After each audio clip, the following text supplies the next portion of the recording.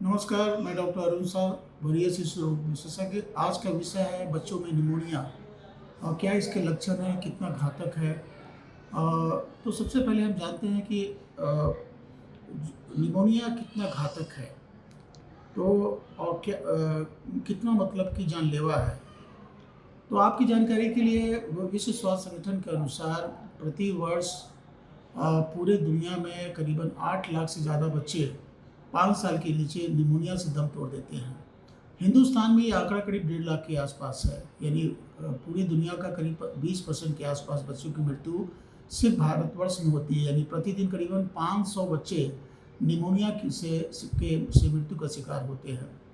और इसलिए ये सबसे बड़ी चुनौती है। जब तक हम अंडर 5 मोर्टेलिटी में कमी लाना चाहते हैं तो निमोनिया में हालांकि पिछले 15-20 सालों में निमोनिया में मृत्यु में भारी कमी आई है, फिर भी और भी चूँकि ये प्रिवेंटेबल डिजीज़ है इसलिए इसमें कमी लाना है। हमें जानना चाहिए कि आखिर निमोनिया क्या है। क्या है मतलब कि इसका क्या कारण है। निमोनिया का मतलब होता है कि फेफड़े का संक्रमण। हमारा जो फेफड़ा है उसमें गैसियस एक्सचेंज होता है, ऑक्सीजन जाता है, कार्बन डाइऑक्साइड निकलता है। जब हम सांस लेते हैं तो ऑक्सीजन जाता है, जब सांस छोड़ते हैं तो कार्बन डाइऑक्साइड निकलता है। शरीर को चाहिए जीने के लिए ऑक्सीजन। जब हमारा जो फेफड़ा है उसमें छोटे छोटे सैक्स होते हैं, उसको कहते हैं अल्वुलाई। उसमें एयर रहती है, हवा रहती है। लेकिन निमोनिया में संक्रमण से उस सैक्स में पस हो जाते हैं, पानी भर जाता है, सांस लेने में कठिनाई होती है, गैसेस एक्सचेंज नहीं हो पाता। इसलिए ये संक्रामक रोग है। इसके खास कारण जो है बैक्टीरिया है, वायरस है, फंगस है। सबसे कॉमन जो बैक्टीरिया है वो स्ट्रेप्टोकोकाई निमोनी है, एच इन्फ्लुएंजा है और स्टेफाइलोकोकाई है। सबसे जो कॉमन वायरस है वो है respiratory syncytial virus, influenza virus, para influenza virus. ये इसके कॉमन कारण है जिसकी वजह से बच्चों में संक्रमण होता है।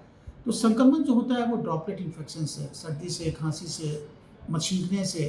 तो ड्रॉपलेट इन्फेक्शन की वजह से ये प्रॉब्लम बच्चों में होती है। इसके क्या लक्षण हैं, निमोनिया के लक्षण क्या हैं। बच्चों में अगर निमोनिया होता है तो सबसे पहले उसको बुखार होता है। बुखार होता है और बुखार के साथ साथ उसकी सांस की गति तेज हो जाती है। अब ये सांस की गति तेज का मतलब क्या हुआ। सांस की गति का तेज का मतलब हुआ कि जन्म से लेकर 2 महीने तक के अगर किसी बच्चे की सांस की गति 60 पर मिनट से ज़्यादा है, वो सांस की गति तेज या टैकिप्निया कहलाएगा। 2 महीने से 12 महीने के बीच में अगर बच्चों की सांस की गति 50 से ऊपर है प्रति मिनट, तो वो टैकिप्निया कहलाएगा, यानी सांस की गति तेज है उसकी। और 12 महीने से 5 साल तक अगर बच्चे की सांस की गति 40 से ऊपर है तो वो मतलब कि सांस की गति तेज कहलाएगी। ये बहुत जरूरी है जानना, क्योंकि अगर बुखार, सर्दी, खांसी है और सांस तेज नहीं चल रहा है तो वो निमोनिया कभी नहीं हुआ। सांस का तेज चलना ही निमोनिया का बहुत बड़ा इंपॉर्टेंट सिम्टम्स है। उसके साथ साथ उसके गंभीर लक्षण भी है, जैसे पसली चलना, कहरना, बच्चा कहरता है बच्चा, इसका मतलब है कि उसको सीवियर निमोनिया है। तो ये इस चीज़ को हम लोग को जानना है कि निमोनिया के अगर लक्षण है। अब इस निमोनिया को या उसके बच्चों को निमोनिया या उसके गंभीर परिणाम से किन बच्चों को ज़्यादा खतरा है। ये बड़ा अहम सवाल है कि आखिर में कैसे हम बच्चों को बचाएं, मतलब कौन बच्चे ज़्यादा संक्रमित हो सकते हैं।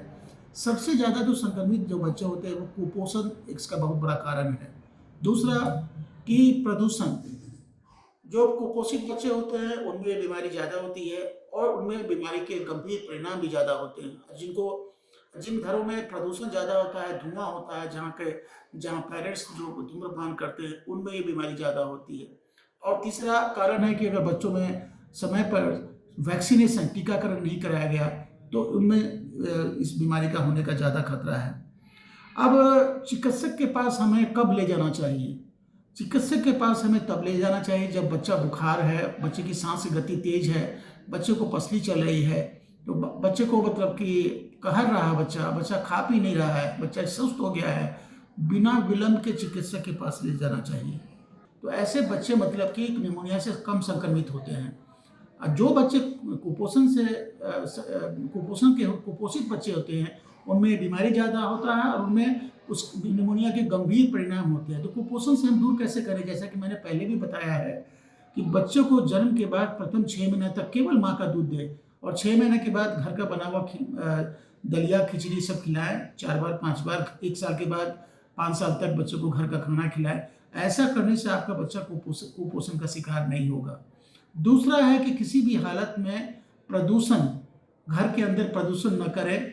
धुआं से और धूम्रपान से बिल्कुल बचाना है बच्चों को, क्योंकि ये भी देखा गया है कि प्रदूषण इसका एक बहुत ही इम्पोर्टेंट कारण है। तीसरा, वैक्सीनेशन, टीकाकरण एक बहुत बड़ा बचाव का कारण है।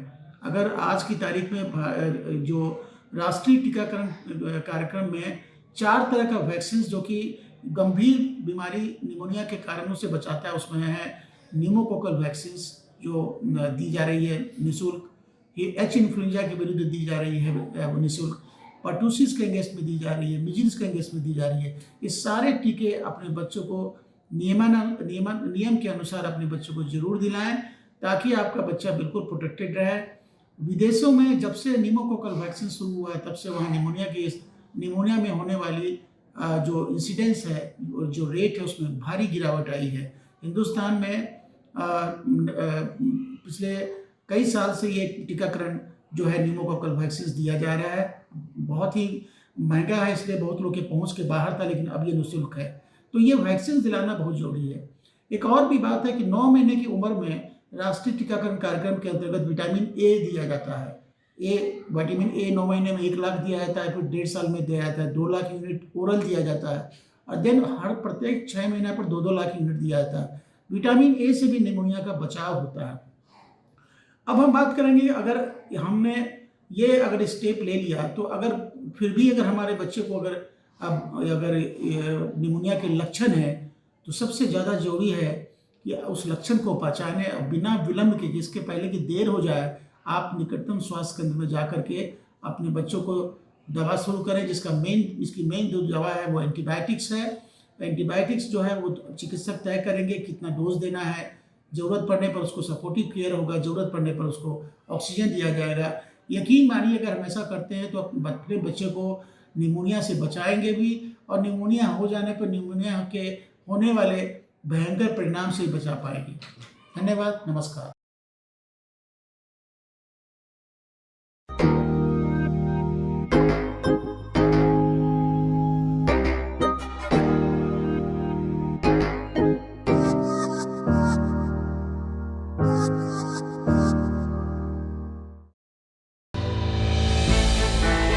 हमने की गलती फिर एक बार, कोरोना ने किया दोबारा प्रहार। मास्क, 2 गज दूरी, करें अपनी सुरक्षा पूरी। कोरोना टीका हम सबको लगाना है, मिलकर साथ समझदारी से कोरोना को हराना है।